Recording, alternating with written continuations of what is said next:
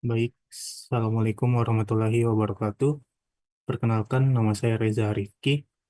Eh, Pada kesempatan kali ini, saya akan mempresentasikan proposal UAS saya yang berjudul Optimalisasi Customer Service pada Jasa Laundry Sepatu melalui implementasi chatbot otomatis.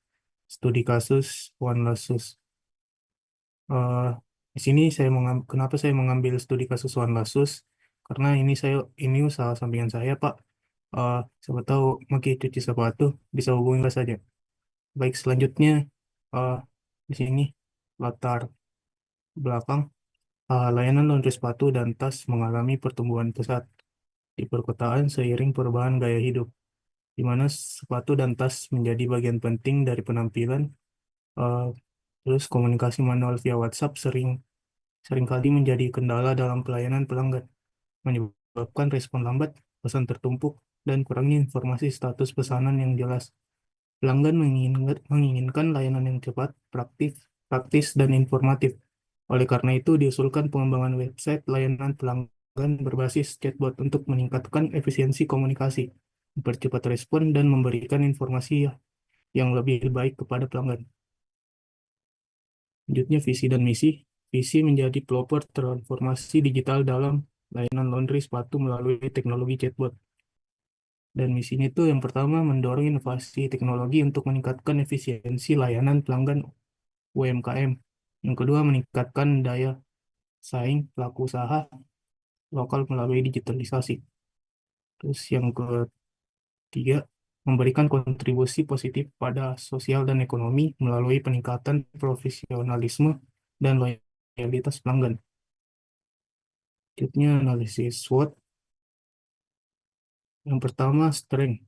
Yang Strength yang pertama itu tren peningkatan layanan laundry, sepatu, dan tas di kalangan anak muda dan masyarakat. Yang kedua, penggunaan chatbot untuk pelayanan pelanggan yang cepat dan otomatis. Yang ketiga, pemanfaatan web sebagai media utama. Yang kedua itu ada weakness atau eh, kelemahan. Yang pertama, rendahnya literasi digital di kalangan pelaku UMKM. Yang kedua, keterbatasan chatbot dalam memahami pertanyaan yang kompleks. Selanjutnya ada opportunities atau peluang. Yang pertama, dukungan pemerintah terhadap digitalisasi UMKM. Yang kedua, perluasan loyalitas. Yang ketiga, tambah integrasi pemerintah atau pertama saingan dari pelaku usaha, dan yang ketiga ketergantungan pada platform pihak ketiga dan koneksi internet. Pada analisis SDM di sini, struktur organisasi perusahaan itu yang pertama ada CEO atau direktur utama, yang kedua ada COO atau manajer operasional, yang ketiga ada CFO atau manajer keuangan, yang keempat ada marketing manager atau manajer pemasaran, yang kelima ada customer service lead atau kepala layanan pelanggan, dan yang terakhir ada cleaning specialist atau spesialis pembersihan. Pada analisis produksi di sini, proses pembersihan yang pertama teknik khusus sesuai jenis material, kedua produk pembersih ramah lingkungan, dan yang ketiga pembersihan menyeluruh bagian dalam dan luar. Jenis jasa ada dua, pembersihan sepatu dan pembersihan tas. Kemudian target produksi itu estimasi waktu pengerjaan 1 sampai 3 hari. Selanjutnya analisis pasar. Target pasar itu yang pertama ada mahasiswa dan yang kedua ada masyarakat umum. Strategi pemasaran yang pertama media sosial seperti Instagram dan Facebook. Terus kerjasama dengan influencer dan layanan antar jemput. Selanjutnya analisis kebutuhan teknologi.